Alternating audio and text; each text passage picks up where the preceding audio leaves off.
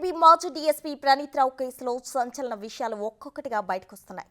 వరంగల్, నల్గొండ, ఖమ్మం, రంగారెడ్డి, కరీంనగర్లో వార్ రూమ్లు ఏర్పాటు చేసి ఆ జిల్లాలో కీలక నాయకులు ఫోన్ ట్యాపింగ్లు చేసినట్లు తెలుస్తుంది. టార్గెట్ చేసిన నేతల సంభాషణలు, కదలికలపై ప్రభుత్వంలోని ఓ కీలక అధికారితో పాటు ఓ మాజీ మంత్రికి సమాచారం ప్రణీత్ రావు ఇచ్చారని తెలుస్తోంది.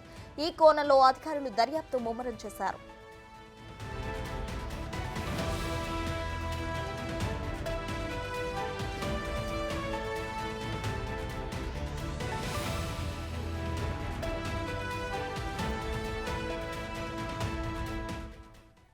ఇక ఇదే అంశానికి సంబంధించి మరింత సమాచారం మా ప్రతినిధి రానా అందించడానికి సిద్ధంగా ఉన్నారు. రానా, చెప్పండి. ప్రణీత్ రావు ఫోన్ ట్యాపింగ్లు చేసి ఒక మంత్రికి సమాచారం ఇస్తున్నారు అని తెలుస్తుంది. ఈ నేపథ్యంలో మీ దగ్గర ఉన్న అప్డేట్స్ ఏంటి?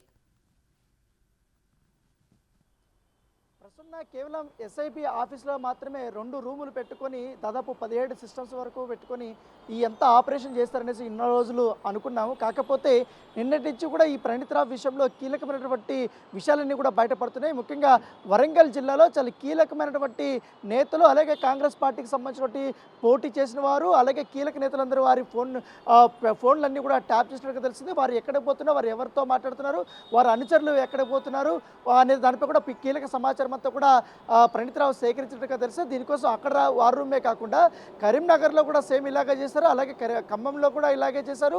మహబూబ్ నగర్, నల్గొండ జిల్లా, రంగారెడ్డి జిల్లాలో ఈ జిల్లాల్లో చాలా కీలకమైనటువంటి నేతలు, అలాగే ఉద్యమంలో పనిచేసినటువంటి వారు, ప్రభుత్వానికి అసంతృప్తిగా ఉన్నటువంటి వారందరూ కూడా వాళ్ళ కదలికలు, వారు ఎవరెవరితో మాట్లాడుతున్నారు అన్ని పూర్తి సమాచారాలతో కూడా ఆ ఉన్నతాధికారికి ఆయన చేరవేశారు. ఆ ఉన్నతాధికారి మాత్రం ఒక మంత్రికి, ఆ మంత్రి నుంచి మరొక వ్యక్తికి ప్రభుత్వంలో కీలకంగా పనిచేసినట్టు ఒక రాజకీయ నేతకి చేరవేసినట్టుగా మనకు సమాచారం అవుతుంది. దానివల్లనే వీరు ఎక్కడికి పోతున్నారు, వీరు ఎవరితో మాట్లాడుతున్నారు, ఇవాళ వాళ్ళ మీటింగ్ సారాంశం ఏంటి, ఏమేమి మాట్లాడుకుంటున్నారు అనేది కూడా వీరు ఫోన్ నెంబర్లే కాకుండా వారి పక్కన ఉన్నటువంటి పిఏలు కానీ లేకపోతే కీలకంగా ఉన్నటువంటి అనుచరుల యొక్క ఫోన్ నెంబర్లు కూడా వీరి దగ్గర ఉంటాయి. కాబట్టి వారు వాటిని కూడా విని పూర్తి స్థాయిలో ఎక్కడ పోతున్నారనే దాన్ని కూడా వారికి చేరవేసినట్టుగా మనకు సమాచారం అవుతుంది. దీనివల్లనే బీఆర్ఎస్ సంబంధించినటువంటి నాయకులు కానీ వీళ్ళందరూ కూడా దాని తగ్గట్టుగానే వారు చర్యలు తీసుకునేటట్టుగా ఉన్నట్టుగా తెలుస్తుంది. సో ఇంకా అనేక రకాలుగా కూడా వీరు పోలీసులు విచారిస్తున్నారు. కాబట్టి పూర్తిగా ప్రణీత్ రావుకు వ్యతిరేకంగా పూర్తి స్థాయి ఎవిడెన్స్ అనేది కలెక్ట్ చేయాలనే ఉద్దేశంతో పోలీసులు ఉన్న నేపథ్యంలో సిరిసిల్ల హెడ్ క్వార్టర్స్లో ప్రణీత్ రావు ఇంకా అక్కడే ఉన్నాడు. అక్కడ పూర్తిస్థాయి భద్రత కూడా ఏర్పాటు చేశారు. ఇప్పటికే ప్రణీత్ రావు కింద పనిచేసినటువంటి స్టాఫ్ ఎవరైతే ఉన్నారో ఇక్కడ ఎస్ఐబి ఆఫీస్లో కానీ, అలాగే వరంగల్లో వార్ రూమ్లో పనిచేసినటువంటి వ్యక్తులు కానీ, ఎవరైతే కానిస్టేబుల్స్ కానీ ఆయనకు సహకరించినటువంటి వీరు ఉన్నారో వాళ్ళందరికీ కూడా పోలీసులు నోటీసులు ఇచ్చి మొదటగా వారిని విచారణకి తెలుస్తున్నట్టుగా తెలుస్తుంది. ఇవన్నీ విచారించిన తర్వాత వారు ఏ యొక్క కీలక నేతల యొక్క డేటాను వీరు సేకరించారు, ఎందుకు వీరు ఉపయోగించారు. ఎందుకంటే మామూలుగా ఈ ఫోన్ ట్యాపింగ్లు చేయాలంటే ఖచ్చితంగా ఉగ్రవాదులు కానీ, మావోయిస్టుల యొక్క కదలికలు కానీ ఇన్ఫర్మేషన్ కోసం వారు ఈ ట్యాపింగ్ అనేది చేస్తారు. అది కూడా కేంద్ర ప్రభుత్వం యొక్క పర్మిషన్ అనేది ఉండాలి, రాష్ట్ర ప్రభుత్వం యొక్క పర్మిషన్ అనేది చాలా మస్ట్గా ఉండాలి. కానీ ఏదైనా ఒక రాజకీయ నాయకుడు కానీ ఎవరిదైనా ఒక పౌరుడిది ఫోన్ ట్యాపింగ్ చేయాలంటే కూడా కంపల్సరీ కూడా పర్మిషన్ అనేది చాలా ఇంపార్టెంట్.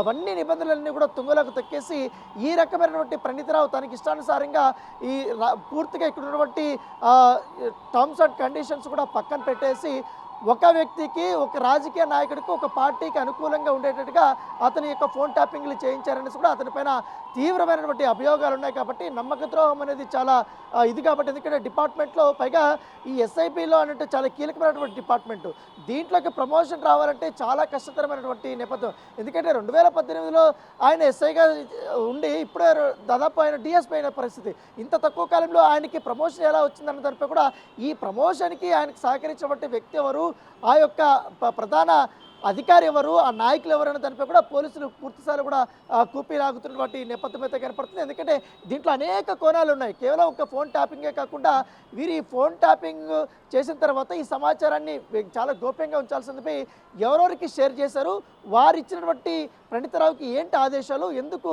ఇంత పెద్ద ఒక వ్యవస్థని, సమాంతర వ్యవస్థని ఏర్పాటు చేసుకుని ఈ రకమైనటువంటి ప్రభుత్వ వ్యతిరేక పనులు ఎందుకు చేశారనే దానిపై కూడా పోలీసులు ఆధారాలు సేకరిస్తున్నట్టుగా మనకు సమాచారం. దక్కడికైనా ఇప్పటికే కొంతమంది కానిస్టేబుల్స్ కూడా ఐడెంటిఫై చేసినట్టుగా మనకు సమాచారం అందుతుంది. ఎందుకంటే ఎస్ఐబిలో కానీ అలాగే వార్ రూమ్స్లో అతనికి చాలా క్లోజెస్ట్గా పనిచేసిన వారు, అతను ఆదేశాల మేరకు పనిచేసినటువంటి ఎవరైతే స్టాఫ్ ఉన్నారో ఆ స్టాఫ్ని ఇప్పటికే ఐడెంటిఫై చేశారు. ఐడెంటిఫై చేసిన తర్వాత వారి నుంచి కీలకమైనటువంటి సమాచారాన్ని వారు పోలీసులు రాబడుతున్నట్టుగా తెలుస్తుంది. అయితే ఈ కేసును ఇప్పుడు ఆల్రెడీ పంజాగుట్ట పోలీస్ స్టేషన్లో ఫిర్యాదు చేశారు కాబట్టి ఎస్ఐబి వాళ్ళు ఇక్కడ కేసు మాత్రం నమోదైంది. కాకపోతే ఈ కేసుని సిట్కి కానీ సిఐడికి కానీ బదిలీ చేసే అవకాశం ఉన్నట్టుగా ఉంది. వారు మాత్రం ప్రత్యేకంగా ఈ దర్యాప్తు చేపడుతున్నట్టుగా తెలుస్తుంది. ఎందుకంటే చాలా కీలకమైన నేతలంతా ఫోన్ నెంబర్లంతా కూడా వీళ్ళు పెట్టుకొని వాళ్ళ కుటుంబ సభ్యులు వాళ్ళకి వ్యక్తిగత చాటింగ్లు అన్నీ కూడా వీళ్ళ దగ్గర ఉంది. ఆ ఇన్ఫర్మేషన్ అంతా బయటకు పెట్టారనేసి కూడా ఇప్పటికే అనేక ఆరోపణలు వచ్చిన నేపథ్యంలో వాటిని అంతా కూడా ఎవిడెన్స్ కలెక్ట్ చేసే పనిలో పోలీసులు ఉన్నట్టుగా మనకు సమాచారం. ఖచ్చితంగా ఇవాళ సాయంత్రం లోపల ప్రణీత్ రావుని పూర్తి స్థాయిలో అతను అరెస్ట్ చేసే దిశగా కూడా పోలీసులు అడుగులు వేస్తున్నట్టుగా తెలుస్తుంది. ఆ దగ్గరగానే ఎవిడెన్స్ అనేది కలెక్షన్ అయితే జరుగుతున్న పరిస్థితి కనపడుతుంది ప్రస్తుతం. Right Rana, thank you.